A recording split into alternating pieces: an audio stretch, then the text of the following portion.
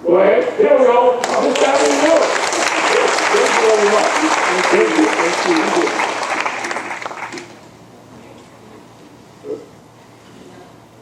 Okay, I'll leave that up there for a little while. But thank you so much, Mayor Lee. I want to begin with a whole round of gratitude. It's in the first place, Edwin and all the students and young people who have brought us together here. As Conrad just said, it is a pretty remarkable thing to see this kind of gathering in these times, led and catalyzed and executed by young people. And I think there's so much in our community and our country right now for us to be worrying about, and so much that gives us reason to fear about the future. But when you come on a Friday night, when there's so many other things we all could be doing, and you come to a full auditorium in City Hall, led by, organized by, and curated by young people, that is enough to give you a great deal of hope and optimism. And so I just want to salute all the young people who are connected to the Pathway Foundation. And I also want to salute you, Conrad, for the example that you set. Many of the young people here in this room are either yourself are an immigrant or you're the child of immigrants. And I think we know that the deeper you go in the generational line, the more of an expectation of opportunity there will be to claim a place in civic life here. But often for the immigrant generation, that's not the first thing that people think of doing. It's relatively rare, even today, for members of that first generation to walk into the public square, to claim a voice in civic life, to run for office, and then after attaining office, to figure out how can I not hoard that power, but how can I circulate it? And to create something like the Pathway Foundation to pass on that knowledge and that skill and those relationships that you built in public life for the benefit of the next generation. It's a rare and special thing. In Chinese, we would say, 好厉害.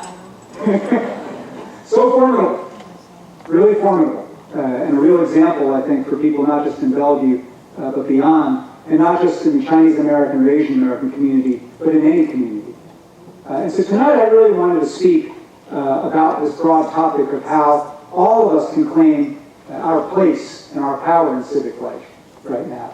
And I want to speak in particular to those of us of Chinese American and Asian American descent, but I know that that's not everybody in the room, and I think that everything I'll have to say is of relevance to all of us. What I wanted to remark upon are three different things. In the first place, just what it means for us as Chinese and Asian Americans to claim our American identity. Number two, to talk about what the meaning and the content of citizenship really is in this time. And then number three, how we can put those things together in the way that we practice and exercise power in this community. So let me start with this first idea of what it means right now to claim American identity. We live in a time where the very meaning of Americanness is shifting. It used to be when I was growing up that Americanness and whiteness were synonymous. To be American was to be white was to be American.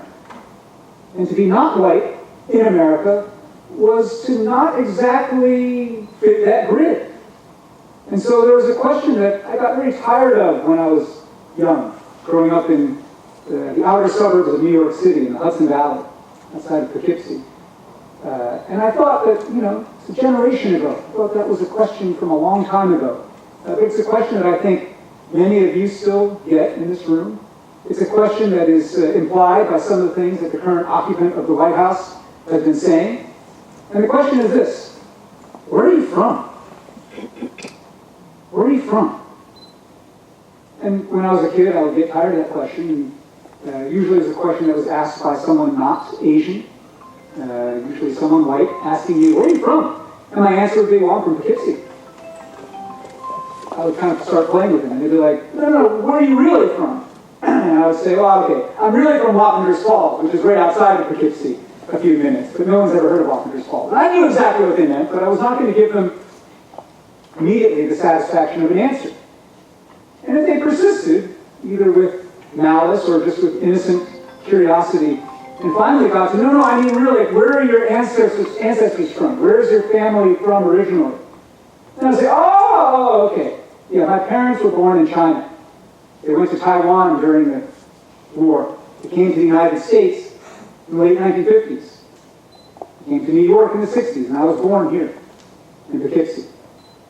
And, I think everybody in this room has had one version or another of that experience. And it's sort of cliche now. But you know what? I'm tired of the cliche. I'm tired of having to be asked that question, and I'm tired of having to answer it. And I'm even more tired to realize that there are national leaders today who are taking the implicit spirit of that question, which is, you must not be from here. Why? Because your face does not look like it's from around here. Why? Because people of Asian descent in America should be presumed foreign until proven otherwise. And the burden of proof rests upon you, the presumptive foreigner. I thought that was a 1960s, 1970s kind of question. But it's alive and well in 2019. It's alive and well when people are told that because they don't fit this white template of Americanness, that they ought to go back where they came from. And those people, when goaded by others, are told, we ought to send them back to where they came from. That is many things, that sentiment. But one thing it is not is American. Because the true nature of American identity is not about the places where our ancestors were born. This is not a nation built on a single bloodline. This is not a nation built on territorial attachment that goes back millennia to a single piece of land. This is a nation built on something incredibly powerful and incredibly flimsy. A set of ideas, a set of promises, some of which were written on parchment a couple hundred years ago, others of which have been uttered in evanescent speeches on a field in Gettysburg, on the National Mall in Washington, D.C. Words just uttered that make a promise about liberty and justice for all, about equal justice and equal protection of the laws. A set of ideas that add up to a creed. This is a nation based on a creed. And if you can claim that creed, by which I don't mean just recite the Pledge of Allegiance and say the words and repeat Section 1 of the 14th Amendment of the Constitution of the United States, or recite the Gettysburg Address, if you can actually inhabit that creed, by which I mean live up to the ideas of liberty and justice for all, push your community and your country to live up to those ideas, then you get to claim Americanness. Then you get to claim America. Then you get to claim this country and your presence and your belonging in this country.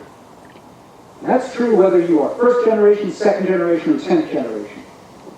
It's simply being born here, though as a matter of legal documentation status, that entitles you to citizenship. But you know what? I had the dumb luck to be born here. I was born a citizen. My parents, though, were the ones who did all the heavy lifting. They took the great risks. They made the great sacrifices. So that eventually, a couple of decades later, I might be standing in a room here, starting a conversation about what it means for us to claim our power as members of this body. They took that risk. And so the question falls upon people like me, who simply had the dumb luck to be born here, how am I going to earn that privilege? How am I going to earn it? How am I going to justify the dumb luck of being born in the greatest, most powerful, most wealthy, most inclusive nation on the face of the earth in human history? Well, the way I'm going to earn that is by actually living like a citizen. And that brings me to the second thing that I wanted to talk about here tonight. For all of us, but especially for the young people in this room. What does it mean to live like a citizen? I run an organization called Citizen University. Some of you have been involved in some of the programs that we do here in the Seattle area and around the country.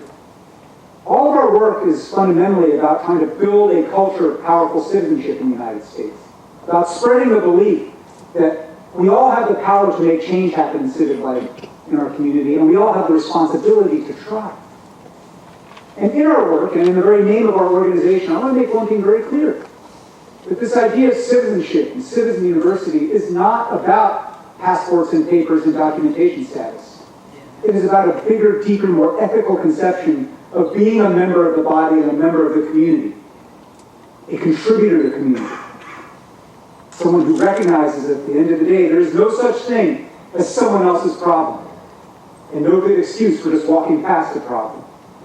And this deeper ethical conception of citizenship is one that is easy for us to forget in a time when so many of the policy debates are about the papers and passports version of citizenship. Let us remember, there are many people right now in the United States who lack the papers but live like big citizens. And there are many other people who have the papers and don't.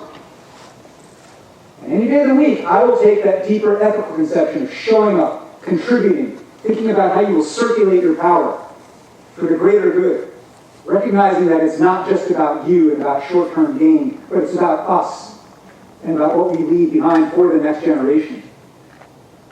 In our work at Citizen University, we often define citizenship using this very simple kind of mock equation that I will shorthand sometimes as this: P plus CH equals CI. And what I mean by that equation is this: power plus character equals citizenship. That citizenship in this deeper ethical sense I'm talking about requires both an understanding of power, that is to say, how things get done, who decides how things get done, who decides how resources will be allocated, who decides what the rules will be by which we shall live in community, by which we shall govern a community, by which we shall tend the garden of our democracy. That is power. And that power can take many forms. It can take the forms of state action and government, as are embodied in something like a city hall. But it can also take the form of social norms and attitudes and beliefs that are contagious. Beliefs that say it's either okay or not okay, normal or not normal, to demonize people as outsiders and foreigners, to make fun of people who don't look like you, to call all immigrants and refugees rapists and murderers. That's either okay or it's not okay.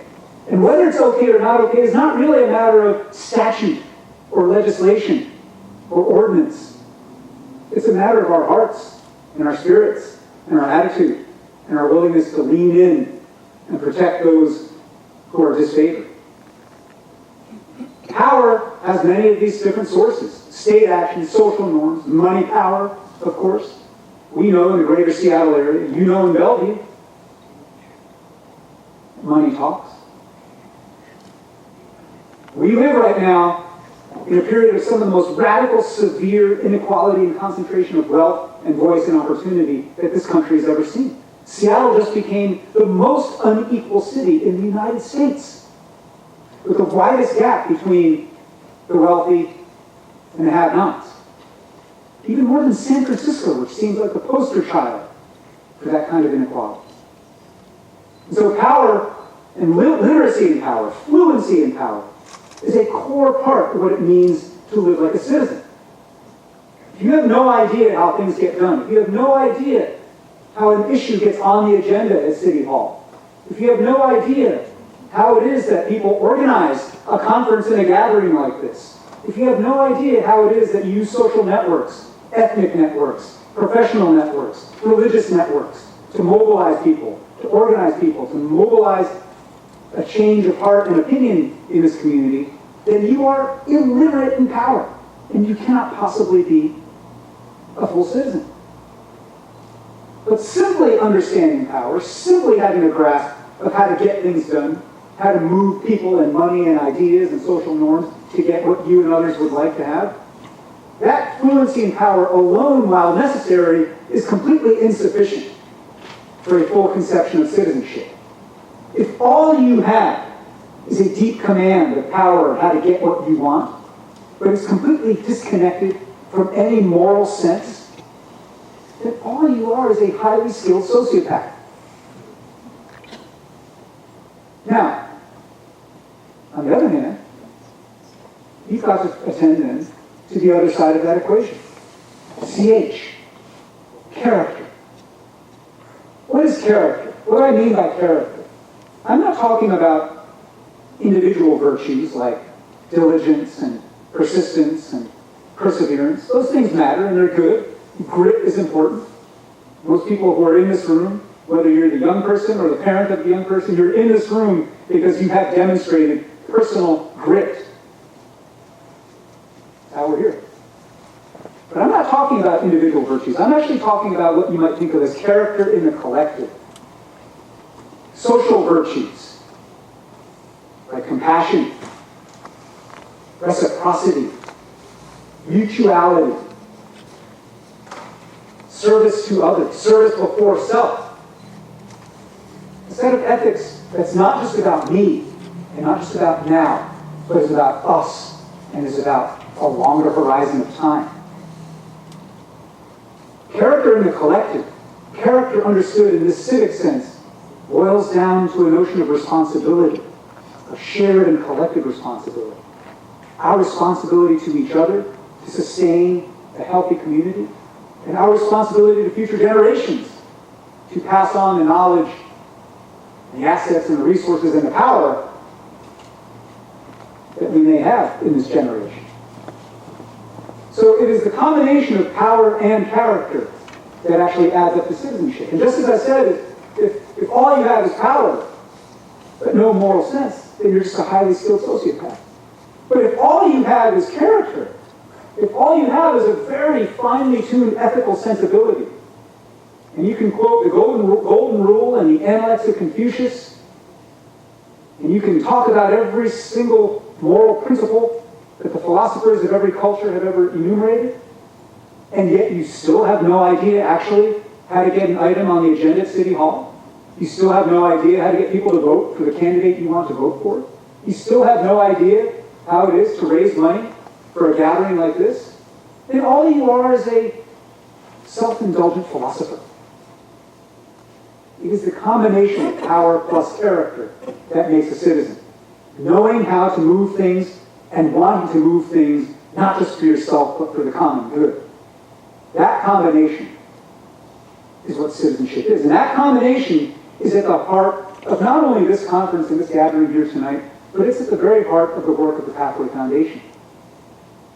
Why have internships who get to shadow decision makers and policy makers in government? Not just so that the interns have another nice thing to put on their resume for college applications. Yes, you get that. Great. But so that you can gain some understanding of the inside game of power.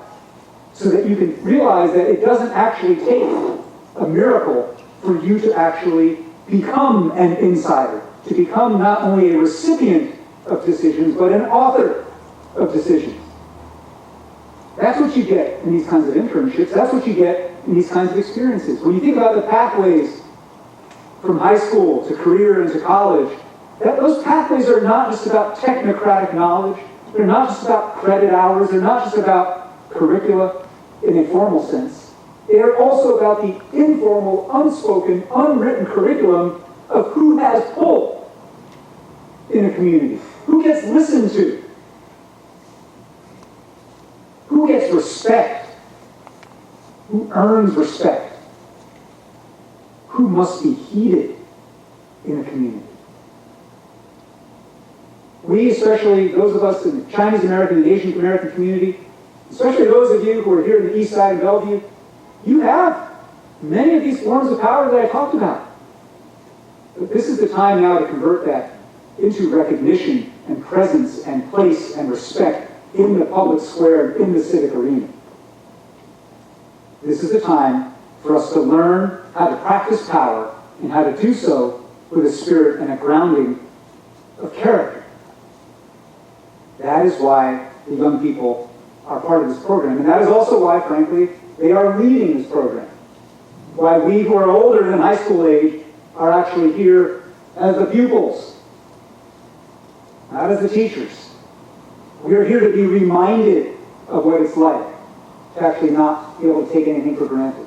We are here to remove from our eyes the veil of cynicism and expert knowledge that we have from all our many years of experience, and to remember what it's like to have passion and imagination and the willingness to ask why not and what if. That's what young people bring to any arena, but that's especially what they can bring right now to civic and political life. And we live in a time in this community, in this country, where we need people to ask why not and what if more relentlessly than ever.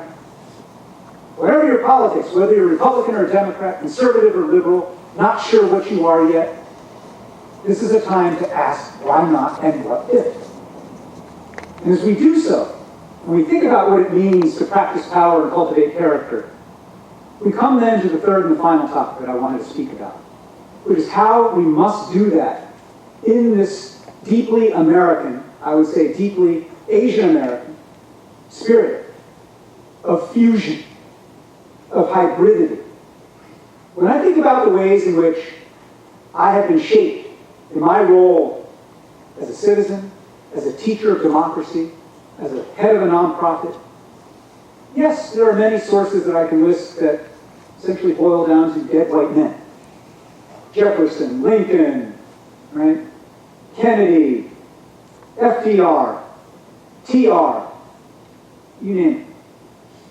And maybe a few dead black men. King, Douglas, so on and so forth. But where in that story are the people of this room? Where in that story are people whose names are not actually descended either from the white Northern Europeans of England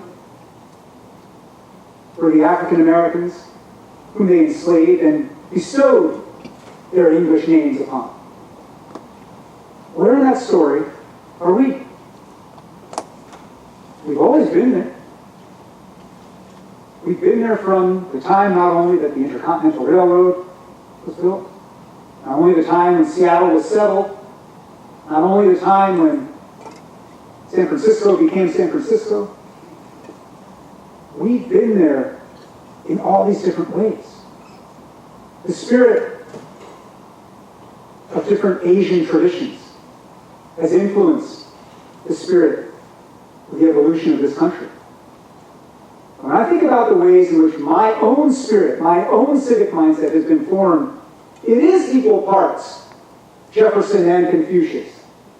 For me to talk about how we're all better off when we're all better off, for me to speak a conception of citizenship that is not about the atomized individual thinking that he is free to do whatever he wants, but rather to recognize that we are woven into this, well, what King called a web of mutuality.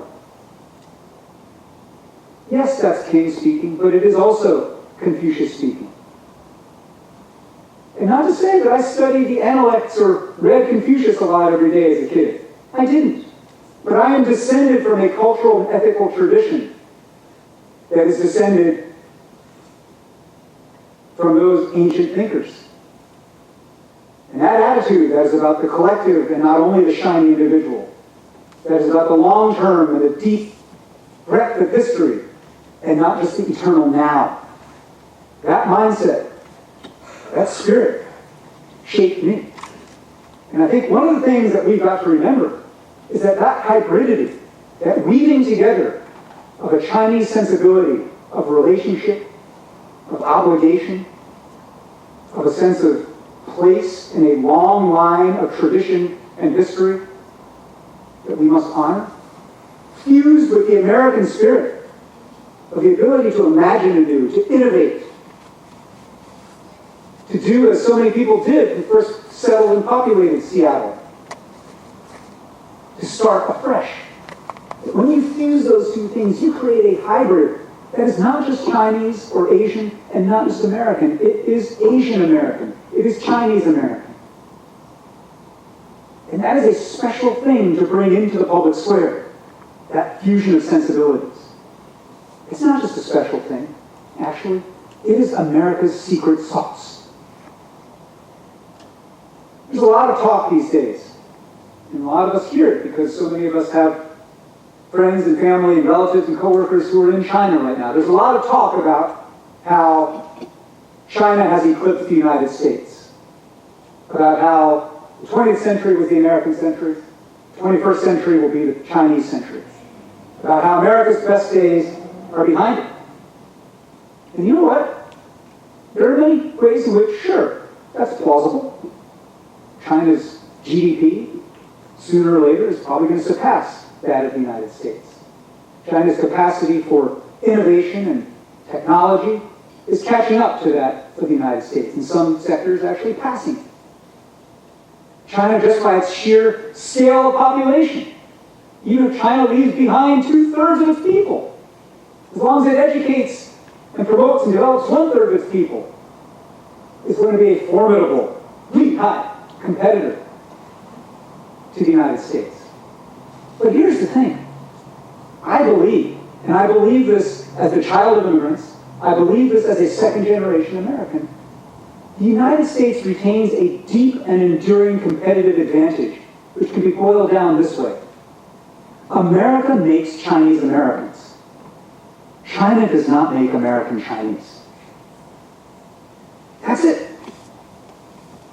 America takes people like my parents, like so many of you here in this room, and creates families that include people like me and now my daughter, and it creates these hybrids, these fusions, these combinations of identity and mindset and style and cuisine, for that matter. Combinations that the rest of the world hadn't contemplated before. Combinations of ways of being that are not easily describable to people back home, back where we're from.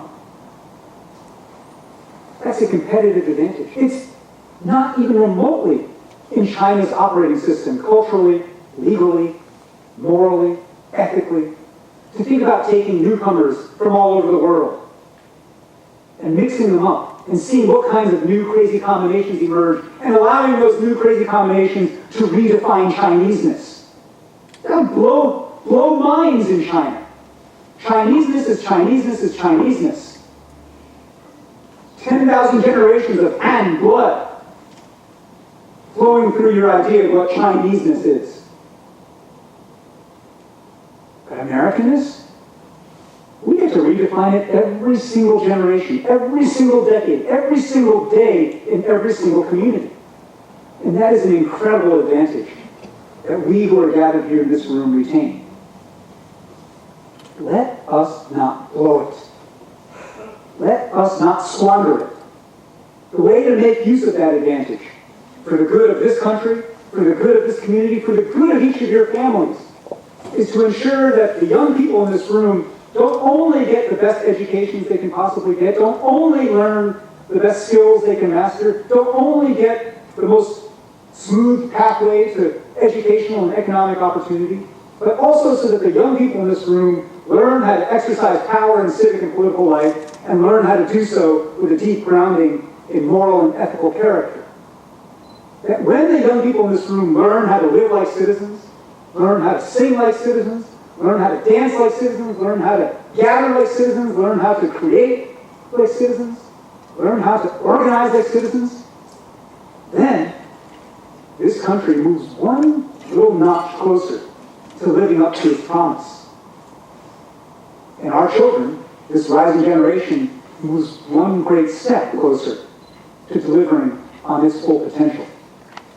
As humans, as Americans, as Asian Americans, as Chinese Americans, and as individuals. That is our charge right now.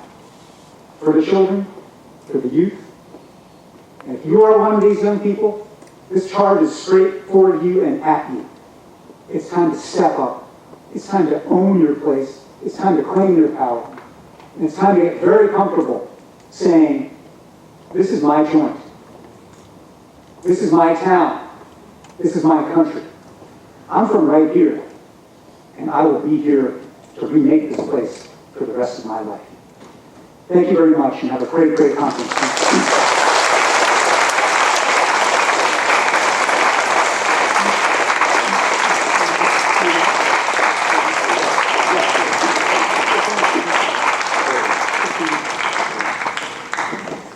So, Mr. Lee is going to stay up here for around 15 minutes to give a Q&A. So we have some microphones, which I will pass around the room. So just raise your hand if you have a question, and we'll get you.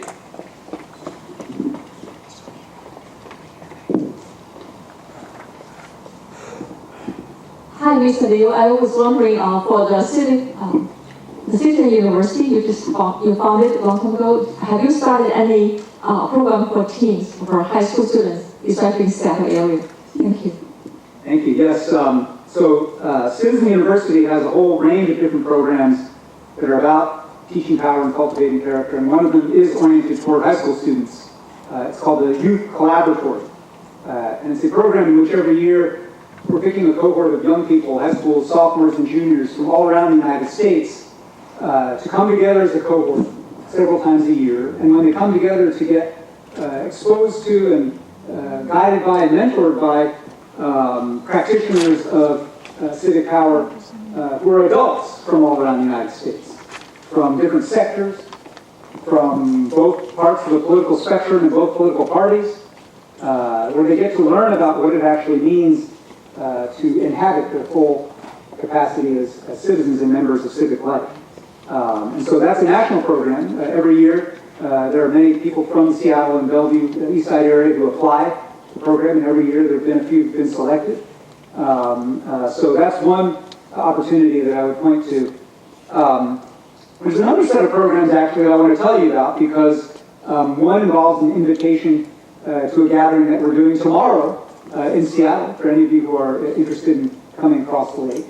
And it also connects to a new program that we are developing and launching later this year. So the program that's happening tomorrow is one that began in Seattle, and it's now spread all around the United States. And it's called Civic Saturdays. And Civic Saturdays are these gatherings that are essentially a civic equivalent to a faith gathering. It's not church, it's not synagogue, it's not mosque, but it is about what you might think of as American civic religion, which is that creed that I was talking about earlier, about the values and ideals of what it means to live up to the American promise, about the deeds that we must actually undertake to live up to that creed, and about having rituals of gathering and remembrance so that we can keep that creed alive. And so we periodically have these Civic Saturday gatherings that follow the arc of a faith gathering. We sing together. We turn to the strangers next to us to talk about a common question. We hear readings of great texts from American history or cultural traditions. There's a sermon that follows those readings. If it's in Seattle, it's me giving the sermon. But we've since launched a civic seminary where we are training people from all over the United States to lead Civic Saturdays in their own communities, in their own towns. Big towns, small towns, rural areas, blue places, red places, you name it. We just had our 5th cohort of the Civic Seminary last week. And so in those towns, other people are giving the sermons, right? And after the sermons, we come together again and form circles to talk about not only what we just heard in those sermons, but what we will now do together. How we can organize, how we can mobilize to vote, how we can support our neighbors who are without homes, what we can do for our community, right? So Civic Saturday, the next Civic Saturday in Seattle actually is tomorrow morning in Seattle at a place called El Centro de la Raza on Beacon Hill in Seattle. If you go to our website, which is just citizenuniversity.us, look under our programs, you'll see information about where it is. It's between 10:30 and noon. A short gathering, but a very communal gathering. Many people in this room have been to Civic Saturdays and participated in that. But the other thing that I wanted to tell you about that grows out of Civic Saturday that is relevant to young people is where, in the same way that we've extended this metaphor from Civic Saturdays to Civic Seminary, we're now launching a program called Civic Confirmation, which is like a civic equivalent to a religious confirmation process and program. But instead of spending a period of months with other young people guided by an elder to prepare for church confirmation or for a bar mitzvah or a bat mitzvah, you're doing that same depth of time with a circle of peers guided by an elder to be able to reach your civic confirmation, to be kind of, well, to earn that citizenship that I was talking about before, right? And so this will be for high school age students. We'll be piloting it here in the Seattle area and then spreading it all around the country during 2020. So there too, stay tuned.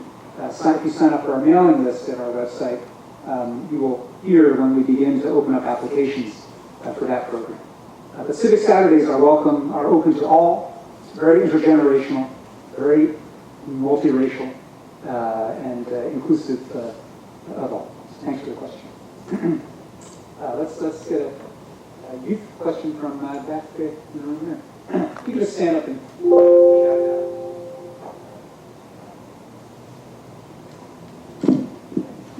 Yeah, hello, Mr. Lee. I was just curious, what car do you drive? Probably a Civic, right? What's that? Probably a Civic. Now, we make sense if I did drive a Civic, but I don't. I am the proud new leaser of a Chevy Bolt, which is Chevy's great new electric vehicle. But it's not Civic, but it is about power. So there's still a good thematic connection there.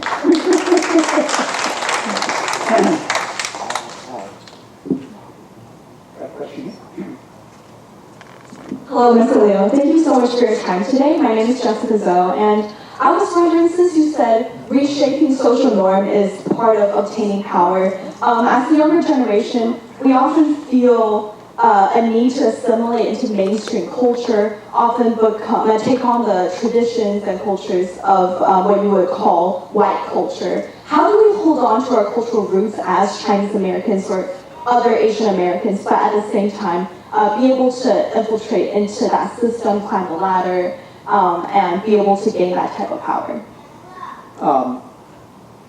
How do you do it? I'm serious. I actually am curious. Like, how have you navigated that process? For me, I think I try to communicate with as many types of people as I can. Even though I do see an increase in diversity, I try to be as honest as I can about my opinion, especially when it's more rooted in my Chinese culture. If I think respect is more important than winning a debate, I would say that. And that's what I think helps me, but I still don't know if I'm facing a room of people that look very different than me, will I still stick to those same standards? It's a great question. And actually, the very last question you just asked, what will I do in that situation? Will I stick to those standards? It is a very good example of how, for all of you, but especially for the young people here, these are the kinds of questions that we should be asking each other. Right? Instruction in civics is not just about how a bill becomes a law. Right? Instruction in civics is about exactly that kind of question. When I'm outnumbered in a room, culturally, gender-wise, politically, whatever it might be, do I stick to who I am? How much do I hide who I am? How much do I shave off a little bit of who I am to, quote, fit in? Right? And I don't think there's a single answer for that. I don't think there's a correct answer for that. But I do think that generationally, there are shifts in how we answer that question. I think you at your age have far more latitude than I did at your age to answer that question in a way that retains personal and cultural authenticity. Right? I felt far more pressure to, quote, fit in, to shed my Chineseness, to act like what, back when I was growing up, Asian Americans were understood as honorary whites, practically white, right? And just think about how perverse that whole terminology is, right? And how perverse it was that in the psychology of many Asian Americans, that was like, yeah, I want to be an honorary white. Like, I'm almost as good as the whites.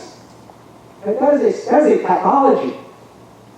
And I think today, your generation, it still exists, some of that pressure, but you have far less of that pressure. Right? Let's take it out of the context of race. Your generation, in ways that, maybe in some time this will also get moderated or changed, but your generation, for instance, on questions of gender identity, feels far more able to reset the norms of conversation. And so when I'm in a gathering, when I'm in a setting that's of more than a few people of different generations, it's almost always the young person who will lead a conversation saying, I'm so-and-so, and my pronouns are she, her, he, him, right? Because your generation is one that has been growing up comfortable with the fact that gender today is not understood in a hard binary of male or female, right? Now, for some of you, that may make you feel very uncomfortable. Maybe even some of the young people here might feel uncomfortable with that. A change in social norms creates discomfort. But your generation has been the one leading that conversation. Whatever you feel about transgender identity, whatever you feel about these shifting norms about pronouns and how we identify ourselves, the fact is that young people are leading those discussions. When it comes to questions of race and identity and whiteness as the norm, I think actually young people are quite far ahead of the curve on that as well. Right? And so one of the things that you've got to be able to do as a young person and is to remember that you are not alone. When you may walk into a room sometimes and be the only one, whatever that is, the only of your kind, whatever kind that is, right? But even when you're the only one in that room, you've got to remember you're not alone. You are held together by a network and a web of others like you, whether that's other women, or other Asian Americans, or other Chinese Americans, or other immigrants, or other whatever, right? Other political minorities. In Seattle, if you were the only Republican in the room in Seattle, right? You have to remember you're not alone, right? If you're in Bellevue, if you're the only socialist in the room, you got to remember you're not alone, right? That you are part of a web.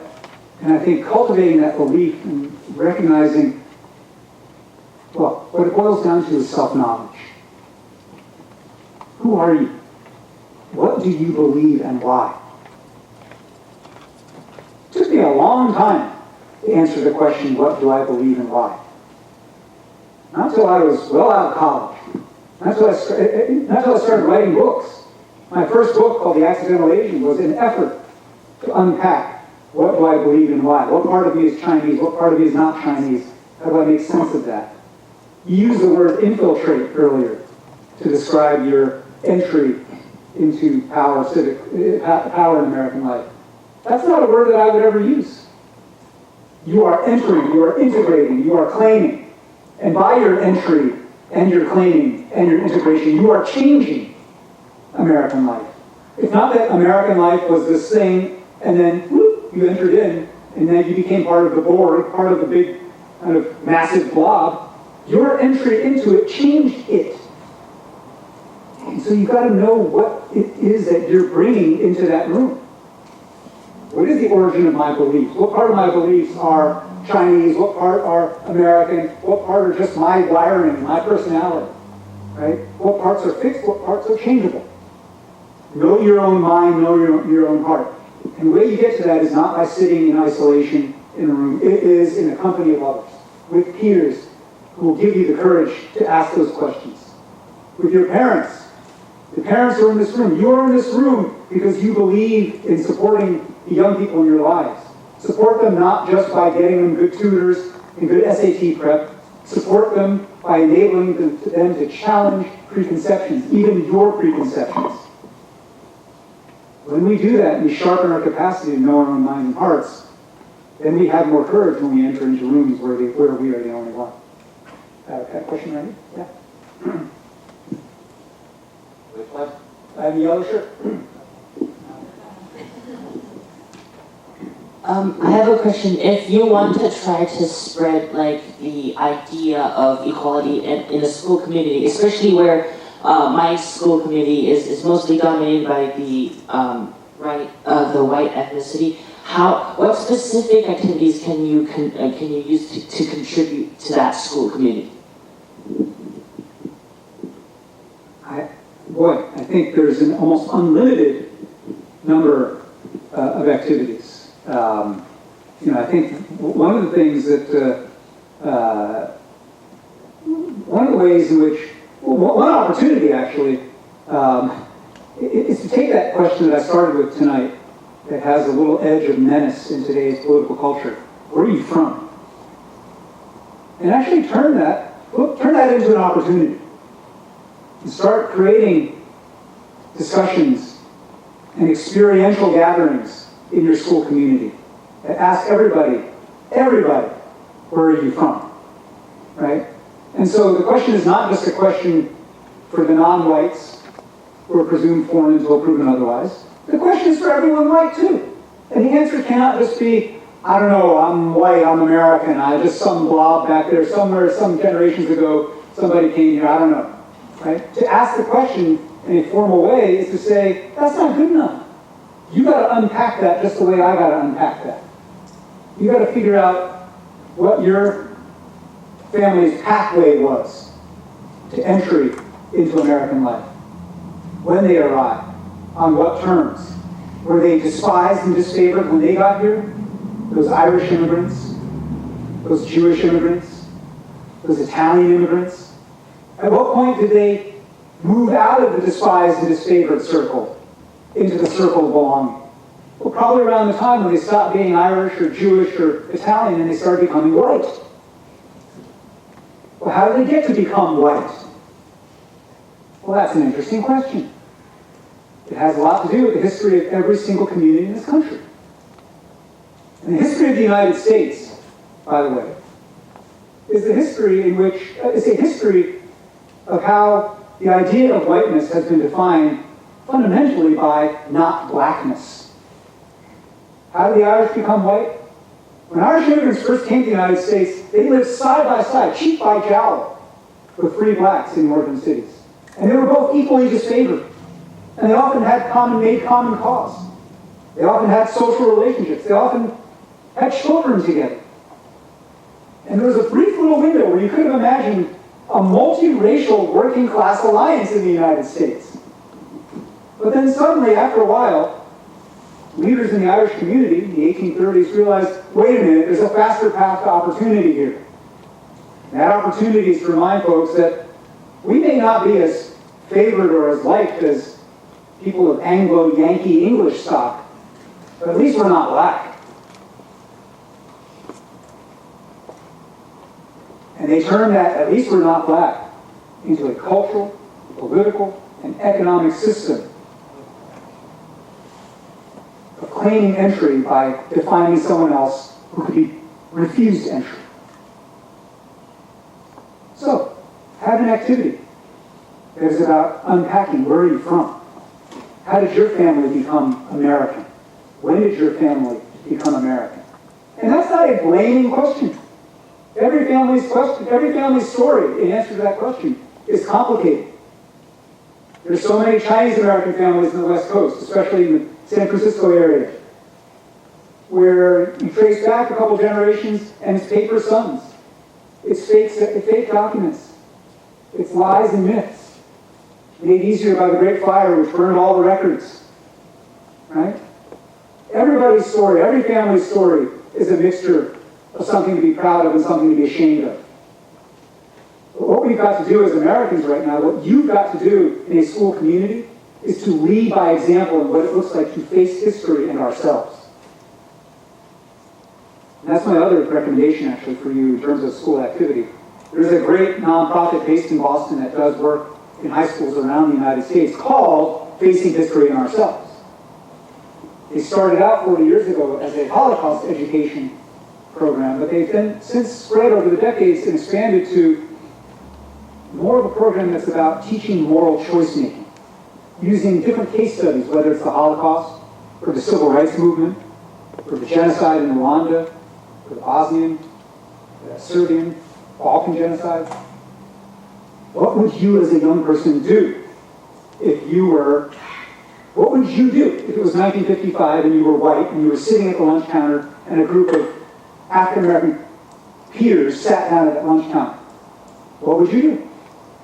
What would you do if it was 1932 and you were in Berlin and your schoolmate, who's Jewish, suddenly had their store shuttered and shattered by gangs of brown shirt wearing neo-Nazis?